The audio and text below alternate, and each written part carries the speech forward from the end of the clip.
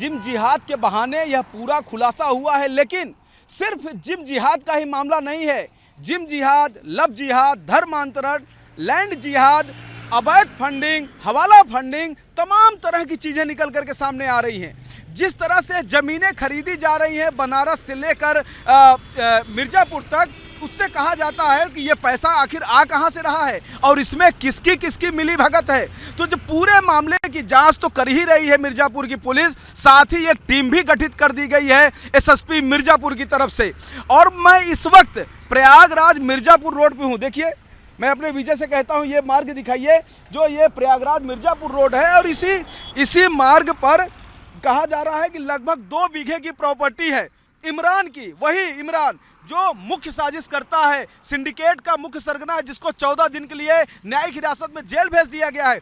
उसकी 2 बीघे की जमीन इस रोड पर है और यहाँ पर वो अवैध इस पर वो अवैध प्लाटिंग करने जा रहा था, जिसको प्रशासन ने रोक दिया। प्रशासन से अनुमति नहीं लिया था, इसमें विवाद फिर हो गया और कुछ मकान बनाए जा रहे थे, वहां पर बुलडोजर बहुत पहले चल गया था।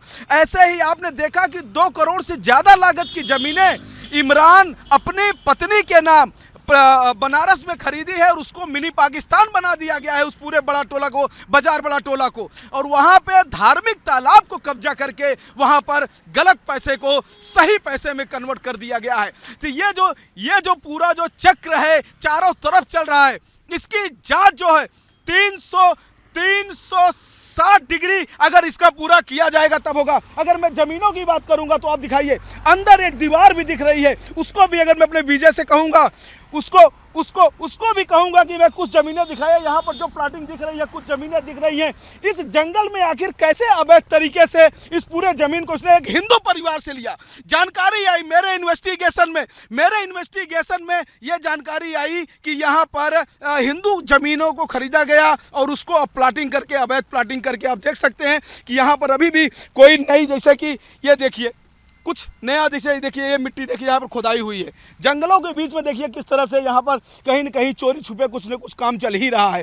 तो आप देख सकते हैं कि जिस तरह से यहाँ पर लैंड जिहाद की बात आ रही है, गलत पैसे को एडजस्ट भी किया जा रहा है। यहाँ तक अभी एक समाज सेवी का बयान आया, उन्होंने कहा ये इमरान जो है ये इसका दुबई और खाड़ी देशों में ये तस्करी का भी, ये युवतियों को भी भेजने का काम करता था, ऐसा भी एक बयान सामने आया है। तो देखिए, उन्होंने कहा कि मैं प्रधानमंत्री, मुख्यमंत्री और एडीजी कानून व्यवस्था से ये कहता हूँ, रिक्वेस्ट करता हूँ पूरी जांच हो, ईडी भी इसकी पूरी जांच करे, तह तक जाए कि आखिर ये जो पूरा रैकेट है कहाँ से कहाँ तक है, किसका पैसा लगा है, किन नेताओं का पैसा लगा है, किन कारोबार का पैसा लगा है और किन किन काले धन को सफ़ेद किया जा रहा है। यहाँ पर जिम के आड़ में जो धर्मांतरण हो रहा है वो तो हो ही रहा है, वहाँ तो पीड़िताएँ आ ही रही हैं और साथ ही पीड़िताओं की जान का खतरा है।